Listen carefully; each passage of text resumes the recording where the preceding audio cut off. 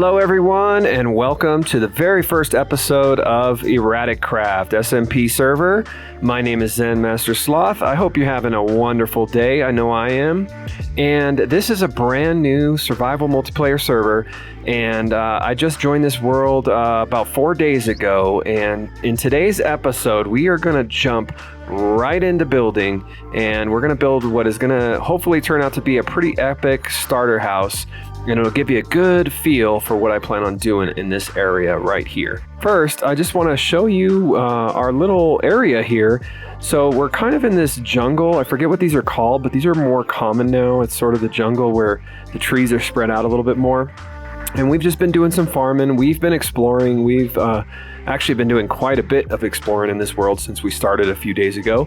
And we're farming some spruce and dark oak trees because we'll be using that for our build. We've got our basic crop farm set up here. Got some sugar cane, little composter deal there so we can take the extra seeds and turn them into the almighty bone meal, because that's important. And right over on this side, we've got our big tall bamboo farm going and some sweet berries. And then right up here on this little hillside, we've even got our very own, where'd it go? There it is. Our very own little cow crusher here, and we've been stocking up on quite a bit of beef and leather already. Already have enough leather to make a full level 30 enchanting setup, so that is amazing. Like I said, I've been doing a lot of exploring, so I've got my chest monsters all set up here with lots of goodies, which we will definitely get into here shortly. But first, like I said, we have got to kick this episode off with a little old-fashioned time lapse and show you exactly what we're going to be doing with our jungle domain here.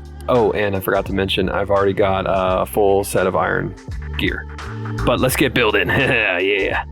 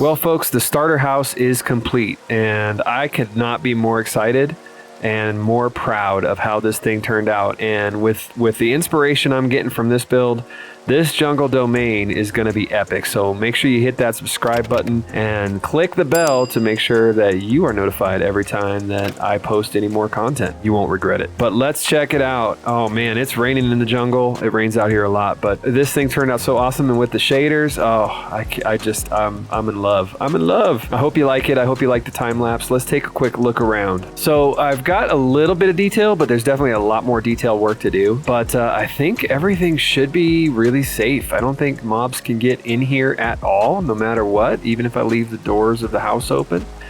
We got the acacia frame. We got the calcite, which right over there on top of that mountain, I've got my own calcite mine. There's a whole big strip of it. I can do calcite for days. So that's great. Very, very easy to get. We use the deep slate tiles for the roof, and I just love these as roof blocks. Combination of dark oak and spruce for the decking or the foundation. And I got everything set up to pretty much be mob proof. I mean, mobs can't jump up on these, even if they're on like this block. They're too inadequate, unlike me. They do not possess my ninja skills, so they can't jump up here. And I think I'm pretty mob proof all the way around, at least on the house. Maybe up on top, they could probably spawn on a few blocks around the outside. But once I light things up, they'll be good. We got this outside area here, the deck, where we're gonna have like workstations and all that. We got some smelting going on already. And I love how this turned out. I used the iron trap door, and underneath here I got a lever powering this block so it stays up.